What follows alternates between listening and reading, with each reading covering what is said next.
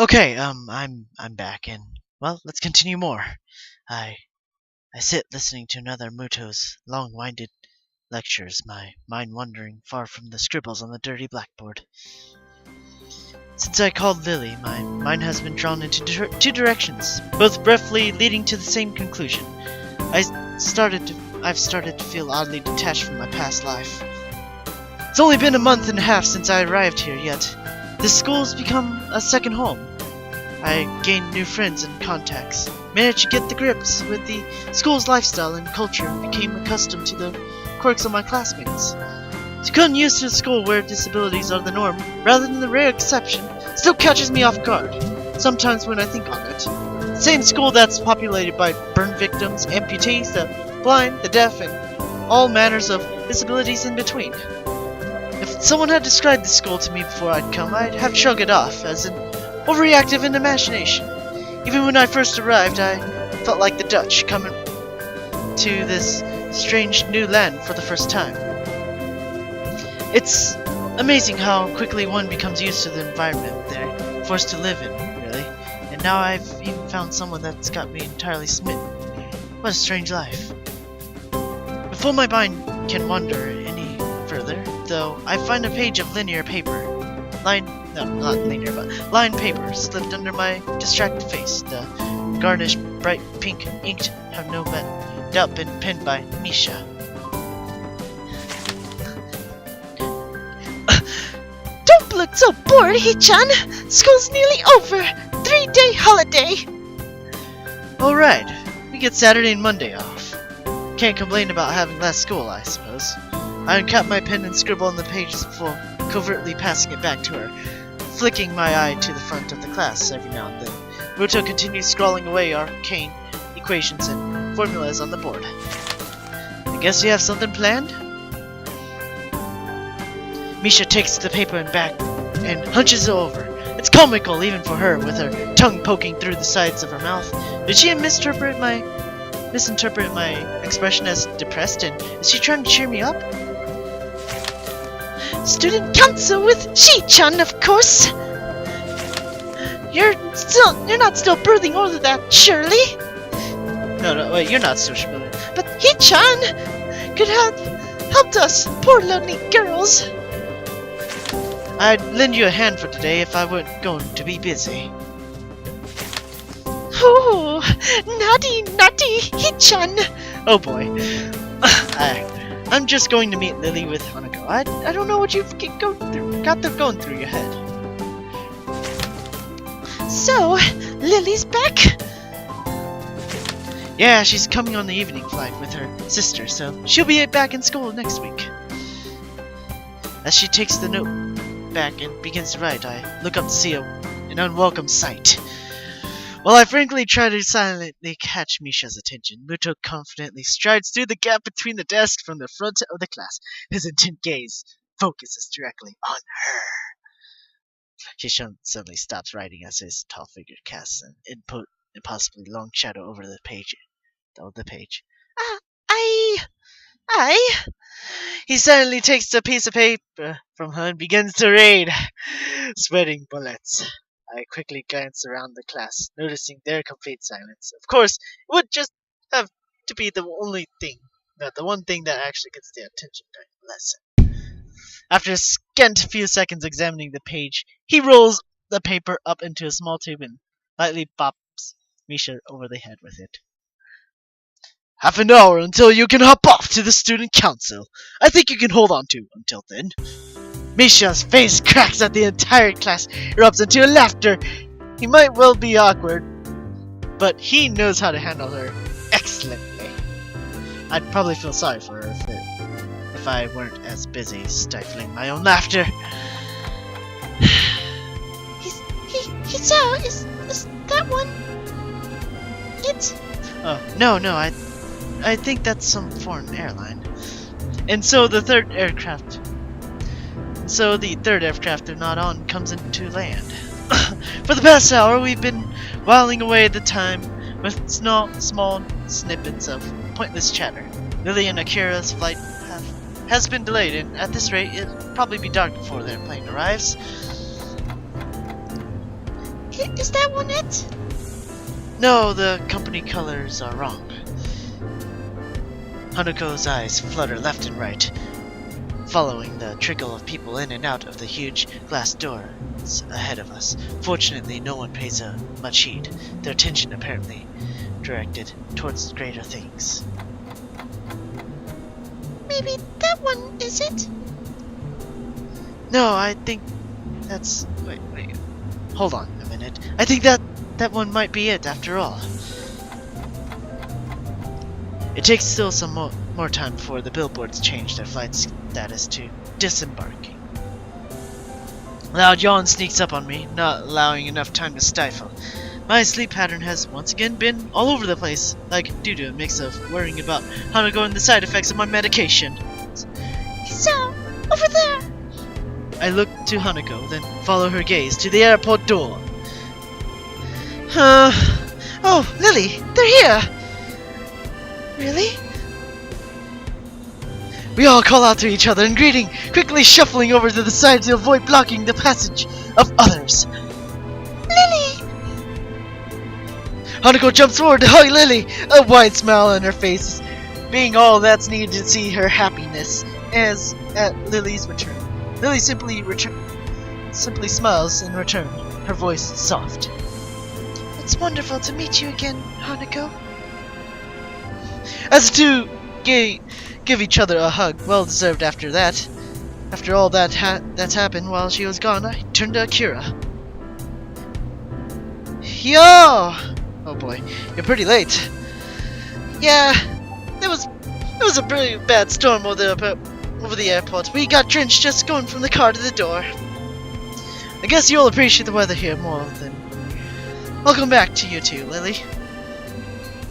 Hanuko breaks off from Lily as I speak. For a long time, neither of us say a word. Contrary to what I thought her homecoming would be, the atmosphere feels awkward, almost stifling. Both of us try to guess each other's feelings, not quite sure about what should be said. Damn, this is really what I feared when I thought of trying to move things forward between us. Lily runs her hand through her fair hands and awkwardly twists one of her bangs in her fingers, clearly trying to think of how best to react. Eventually, thankfully, Lily gives a small sigh and breaks the silence. Thank you, Hisao. It's nice to be back. Are you okay? You look tired. Evidently not recollecting herself all that, she quickly waves her hand in front of her face to stave off any concern Hanuko may have over her. I'm okay, really. It's just a bit of jet lag. Weak. You don't have any? She simply gives a big grin, puffing out her modest chest. I feel absolutely fine. That's not fair. Ah well, you shouldn't take too long to get rid of it. That's right, Hisao. Yeah? Don't we have a holiday from school soon? I'd have forgotten if Misha hadn't reminded me of this morning. We got a 3-day weekend starting from tomorrow. Akira playfully bumps her elbow lightly into Lily's side, grinning. Told you wouldn't miss it. Oh boy, I think I keep changing that voice. Akira's, you have something planned? If neither you or Hanuko are busy. I've got no plans, so something to do would be appreciated. Hanuko? No, nothing. That's good. I was thinking if we could go to my family's summer house for a bit of quiet over the break. We rarely use it recently, though, so we have to dust things off a little while we're there. Oh? Where is it? Up north, in Hokkaido. The place is practically deserted, so it should be a nice quiet break for you guys. You're not coming? Nah, got a little holiday of my own set up with my boyfriend. I lower my eyes at her, suspicious of her intentions. Sounds like we're just cleaning up the summer house for you. That's perhaps a valid conclusion. Both of us zero in on Akira, her face somewhat evasive. Looks like we were right. That's just a convenient bonus. Really, me and the guys left it in pretty good condition last we were there, I promise. Now then, I'm out of here. Already, Akira?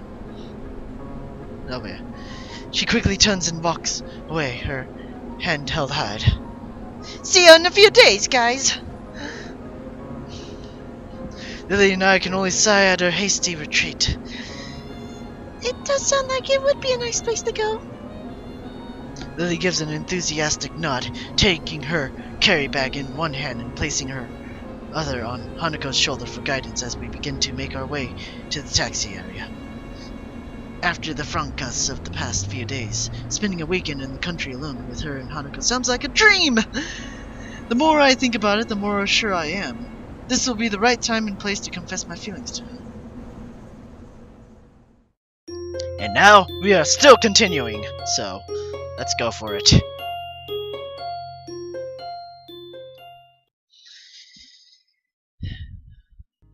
The morning chill wraps itself around my shivering body. I huff into my cupped hands to desperately try and stave off the cold as we mill around on the station platform.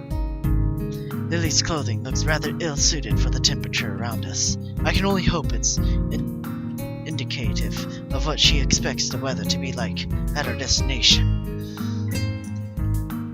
Damn it. Lily, why'd we have to get out here so early? Unfortunately, the train schedule is against us. Next train to Hokkaido is at 2 in the afternoon. Great, just great. I pause a moment to wipe some sleep out of my eyes, and Lily promptly takes advantage of the opening. Cheer up, Isao. Once we get there, it'll be much warmer. Why not just take the bullet train? Normal train's going to take hours to get us there, so we may as well take the Shinkansen line as far north as it goes and just switch at the end. There's a certain charm to older trains. Wouldn't you agree? I'd agreed if it weren't freezing in the morning cold because we decided to take one. I'm sorry, Isao. Sorry? For what? I was the one who suggested to take a normal train. Way to make me feel guilty. All I can do is sigh and cover my face with my hand. It's fine, I'm just grumbling, the medicines. My, Hanako, you need to shoulder all the blame yourself. Even without your suggestion, I'd still have opted for the same thing. Thankful for the quick interception from Lily, I take a quick gander around the station. Aside from us, the train's platform is all but deserted. The morning dew settling on the empty benches. I guess no one else was enthusiastic enough to brave the very early morning. Though, if someone was, they more than noticed the huge bags both Lily and Hanako brought with them. Just what did you have to pack in those things anyway?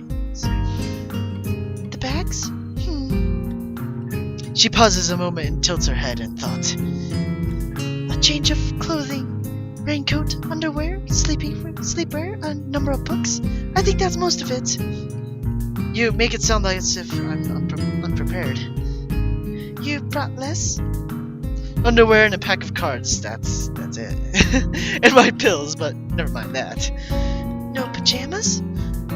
Damn, I knew I forgot something. As I ruffle my head in hair in frustration, Lily sighs. There'd be clothes you could reuse there. Akira still occasionally goes there after all, and I think some of our parents' clothing is still in storage. I don't think there'll be any problem with you borrowing a set of pajamas, if need be.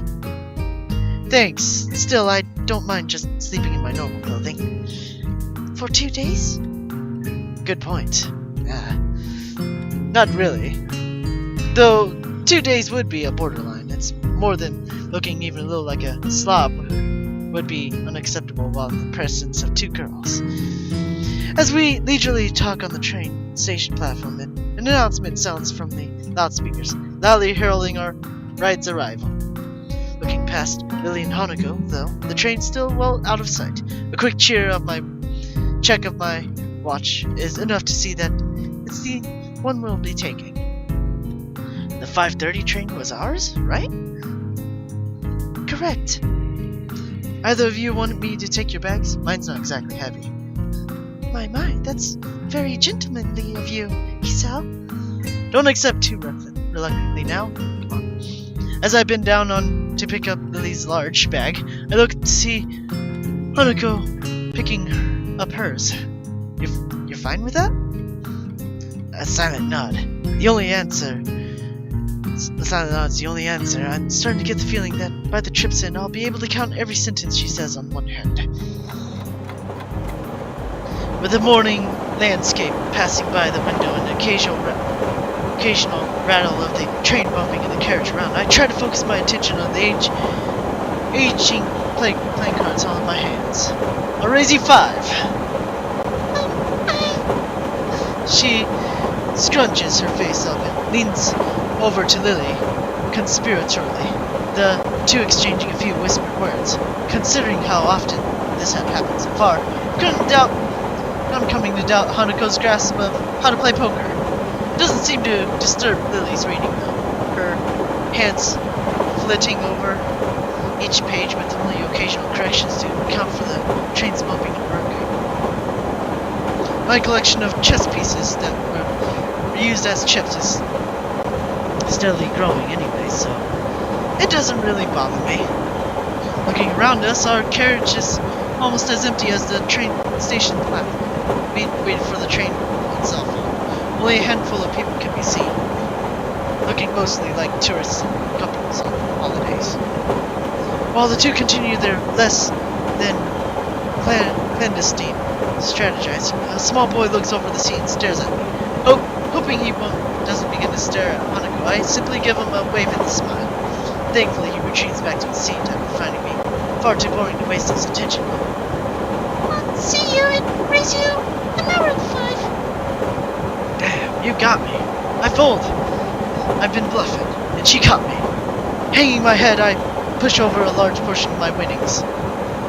Hanako looks absolutely delighted, and even if Lily keeps her attention focused on her reading material, I can see the smirk on her face. They're both extremely pleased. For a moment, I try to work out what Lily's reading, but the cover is too faded to read beyond the point. In fact, that Roman letters are wrong. Pity I can't read the braille above the printed title. What are you reading, Lily? The title looks like it's in English. That's right. It's And Then There Were None. An old British story. I could read it to you if you like. She extends the offer with a grin, obviously in jest. I think I'll pass. Thanks. After a seemingly endless trip, we finally reached the promised land of the Sato summer house. Even after the train trip, the walk seemed to take forever. Despite my grumbling through, I never guessed the sight that would be in store for us once we traveled that long, deserted road. It looks more like a farmhouse than the everyday house that I'd imagined. Small in size and surrounded by trees and bushes. An empty expanse of wheat fields and farming lands can be seen as we walk up, the fencing only consisting of rickety old wooden planks. It really drives home how far we are from the major cities, and is a sight that feels antithetical to the environment I grew up in. The only thing that doesn't surprise me is the Western styling. Wow, it's amazing out here. It's wonderful. That's nice to hear. When Akira may have said that she'd kept the house in reasonable condition, I was worried that we might have different standards of reasonable. Looks like there isn't another soul for miles. I thought Akira would be the type to keep to the city. Lily furrows her brow in thought, seemingly recalling almost forgotten knowledge. From memory, there's a small town not too far ahead. Other than that, this is largely just old farmland. Akira and I stayed in our parents' house, which was the nearest city for a while, but after they left, we decided to move into a smaller, more easily maintainable house. To find a place like this in Japan nowadays, it's kind of anachronistic. Well, this town does have quite a bit of history. I looked down the street one last time before getting back to the task at hand. Shall we go in, then? I'm parched. It was a long walk to get here. Lily gives an enthusiastic nod, the three of us lugging our bags into the house. As soon as we set foot inside, Hanako and I start looking around, taking in every detail of where we'll be staying for the next few days. All the artifacts of another life stop mid-motion or all around the house, such as the television guide lying beside the counter goes on and pans in the adjoining kitchen, still sitting in the stove. It's a strange feeling, really, as if we were stepping into Akira's life for a brief moment before leaving in a couple of days, just as we came. Of course, the more mundane reality is that she just hasn't cleaned up after herself that well. Where should we put our bags? I'll show you. I'll show Hanako our bedroom. You can put yours here if you like. You mean I don't have the same bedroom as you two? Hanako flowers in a full blush as Lily takes her cheek in her hand. Oh my, how bold. How bold. You too. Hold on, if I'm to leave my bags here, where would I be sleeping? Well, seeing as we lack a guest bedroom. The convertible futon, huh? Sorry, so. I sigh, lamenting my place on the bottom rung of sleeping locations priorities. I guess there's no other choice. I'm okay with that. Lily leaves to show Hanako to their bedroom, so I take a small tour of my surroundings after I drop my bag on the floor. The kitchen, just like the living room, is fairly modest. This rustic nature of the wood and furnishing drives home just how far we are from civilization. Returning to the living room, I decide to try out the television until they get back. With a touch of the remote, I immediately flicker to life. Apparently sets to a news channel. Almost flopping down from the exhaustion rather than sitting, I lay back and watch. And watch. And watch. Until I went dead. Alright. So? I quickly blink to wake myself up. Lily and Hanako having returned minus their bags. From the Hokkaido night sky visible outside the window, it looks like I've drifted off to sleep. Looking to the wall-mounted clock, it's already 10. You found the television, then? Yeah, it really does feel nice and homey here. I'm glad you like it. You were always out like a light. When we came back after unpacking our things, so we didn't have the heart to wake you sooner. Judging from her giggle, I must sound funny when I sleep. I swiftly decide not to inquire. There's some dinner waiting for you in the kitchen. Hanako gives a deep yawn, only just remember to cover her mouth at the last second. My, aren't you tired? I didn't get much sleep last night. I'm pretty tired too. It was a long walk up here and it's getting late. If that's the case, I suppose we should retire for the night. Good night, Hitsu. Good night. Night. With that, they quietly turn and walk back to their bedrooms. Rubbing my eyes, I sigh. I wonder if I'll be able to get back to sleep after being woken up. I suppose I'll eat something and watch more TV before going to bed. Without taking my pills, that is. And now, we will, pause it here for now. So, yeah. Be right back. I'll be back if, as soon as possible. So, yep. Okay, I'm back, or something. I think this one has a lot of scenes, so be warned. Is he still sleeping? I think so. I'm not. I am. However, incredibly tired. It's getting late in the morning. I know that. He's likely stayed up to watch TV. I could hear from our bedroom. Only because I couldn't get to sleep. Should we wake him? Don't do that, Hanako. Please. No, we should leave him. I doubt he'd want to be woken early if he didn't get much sleep during the night. Thank you, Lily. Besides, he sounds so peaceful. It would be a shame to wake him when he's like this. Keep a straight face, he saw. It's nice you care so much, though. I know. Hanako, could you go to the fridge and fish out what's needed to make lunch? Alright, just the vegetables and rice? That should be enough.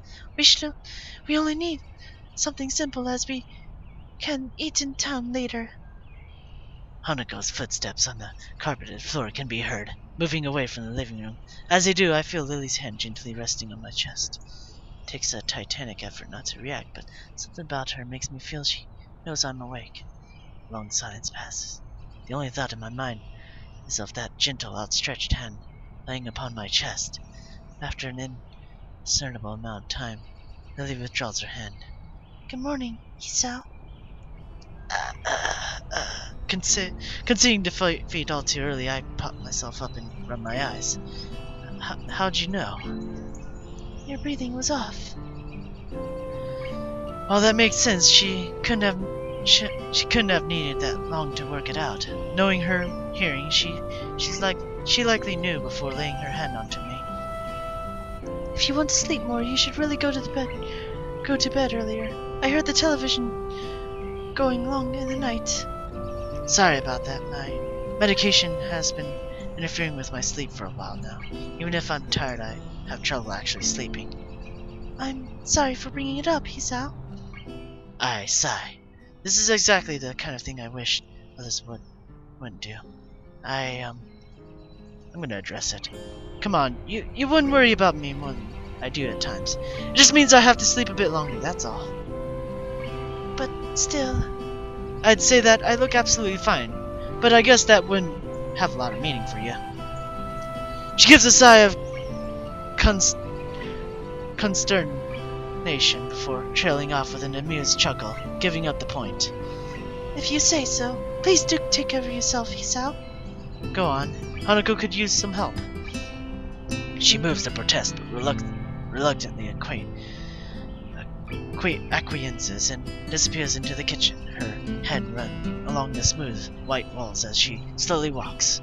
For a while I sit and watch television and attempt to wake myself a little more, but it's futile. I don't have anything better to do, so I follow Lily's lead. As I round the corner, I see Hanako and Lily back turned, quietly cutting food on the granite-colored counter. I am temporarily engrossed as I watch Lily guiding the knife down carefully with a finger on the cabbage she's cutting, each slice delivered slowly but with precision. She seems a little slow, but considering that she can't see what she's doing, it's a small wonder she can cook at all, let alone for both her and Hanako. Hi, Hanako. Lily, want any help?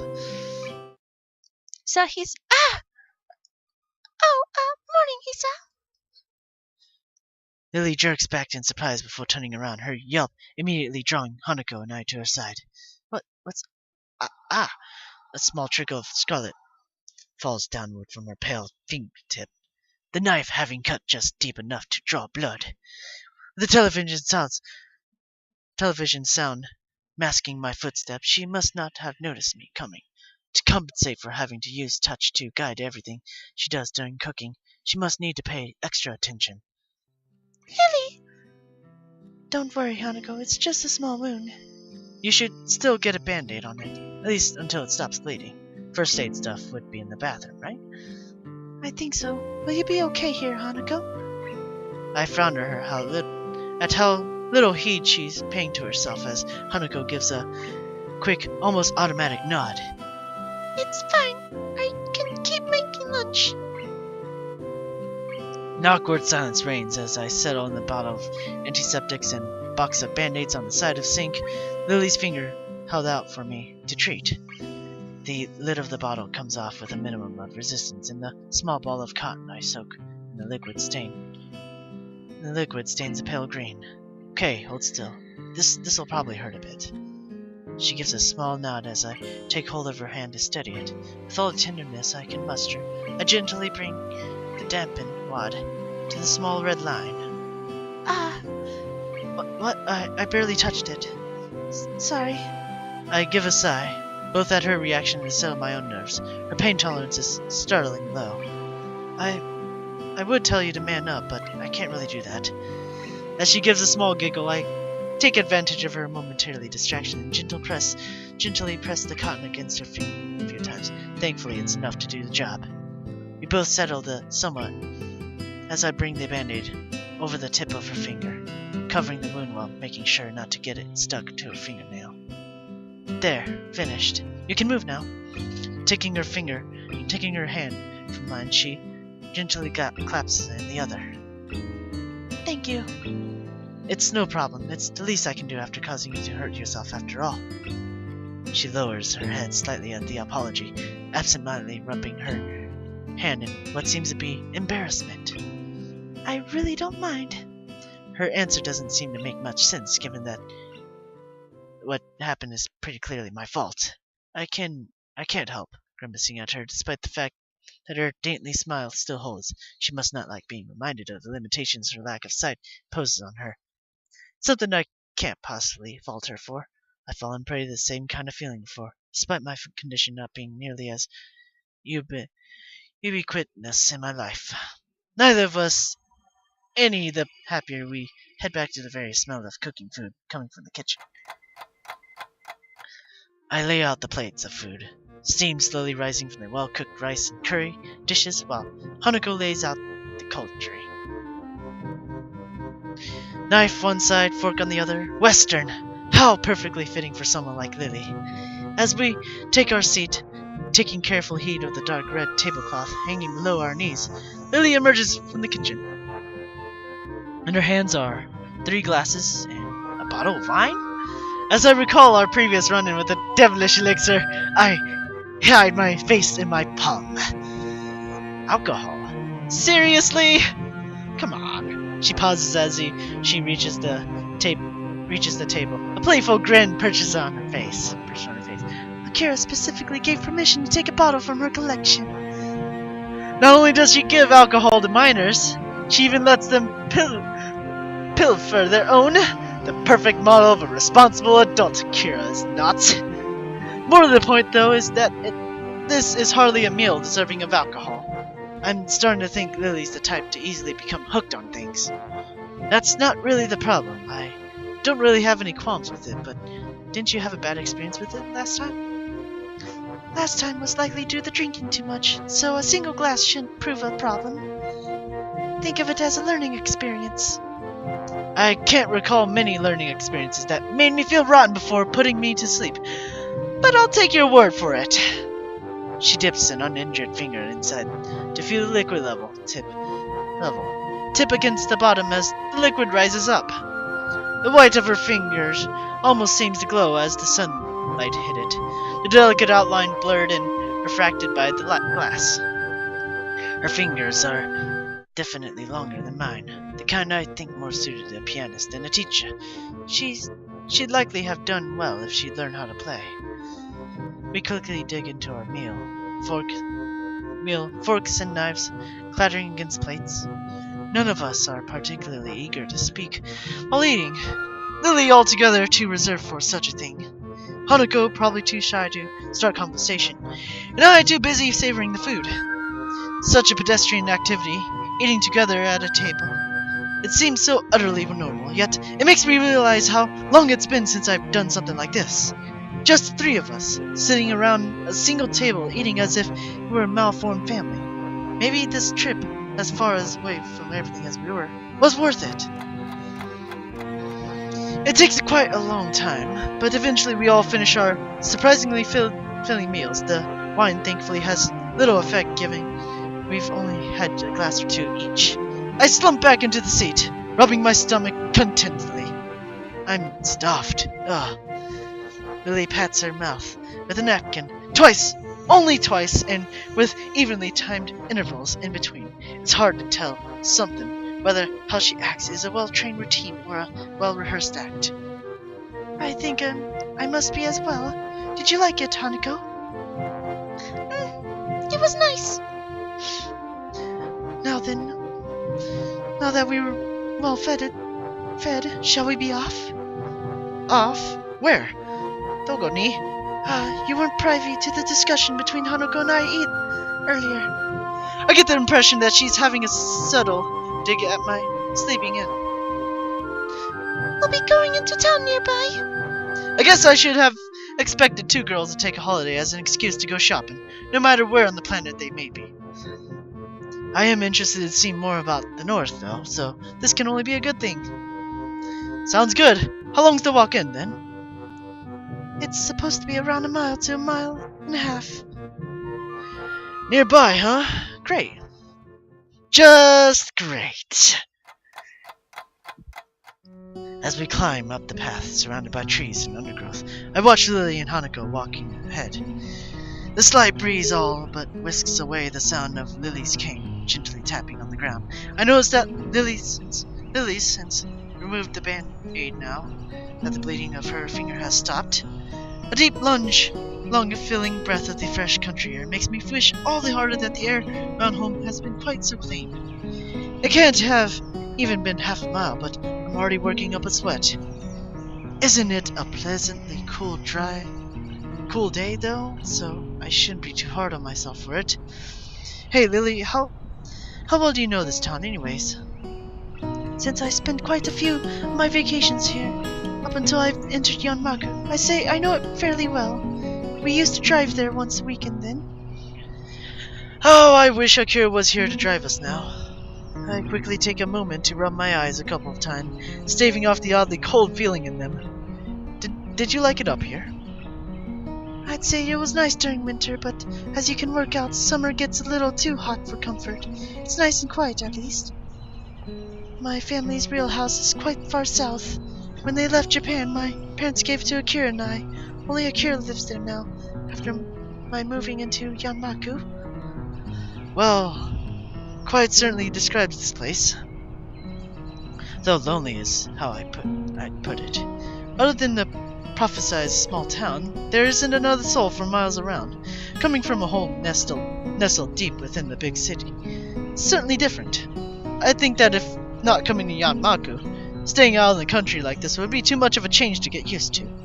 After getting accustomed to the school's isolation, though, the idea of living in a place such as this has become almost inviting. To become somewhere away from the hustle and bustle of the metropolitan centers. So, Hisao, have you been to Hokkaido before? Nah, I used to live down south, and we never had any field trips or holidays up this far. Well, it's a new experience for you then. Yeah, it is. I'm surprised at how nice it feels here. How about you, Hanako? She shakes her head from side to side. It's my first time, too. As we continue walking, I feel pins and needles in my legs.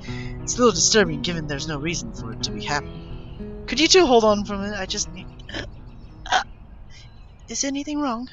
No, I just got pins and needles.